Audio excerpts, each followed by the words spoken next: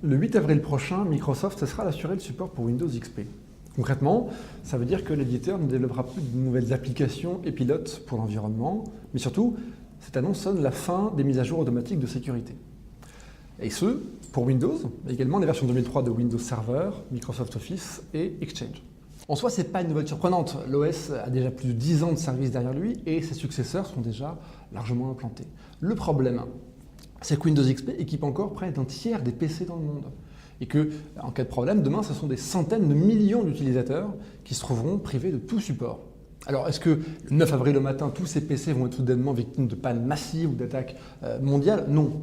Mais le risque est réel. Le risque est réel pour plusieurs raisons. D'abord parce que sans support des users, les PC vont être de plus en plus vulnérables aux virus, au code malicieux, mais surtout des problèmes de compatibilité vont voir le jour. Les éditeurs, et c'est normal, vont développer plus pour les nouvelles plateformes, Windows 7, Windows 8, et peu à peu, les applications sous XP vont marcher de moins en moins bien, pour finalement ne plus marcher du tout. Donc il est temps de migrer. Qu'on le veuille ou non, il est temps de migrer vers une version plus récente de Windows, Windows 7, Windows 8, et ça demande du temps, ça demande des moyens et une vraie conduite de projet, mais si on repousse trop l'échéance, on se retrouvera seul à assumer demain les conséquences en cas d'échec.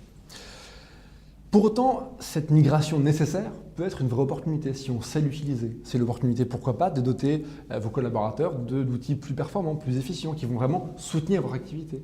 C'est l'occasion, pourquoi pas aussi, de mettre en place un vrai projet de mobilité avec le cloud qui est intégré maintenant dans Windows nativement et en dotant du même OS tous vos appareils, qu'ils soient PC, smartphone ou tablette. Pour ça, et pour en faire une vraie opportunité, ça nécessite bien sûr de prendre le projet en amont, de prendre le projet à sa mesure et surtout de ne pas attendre les derniers instants du support sous XP pour migrer.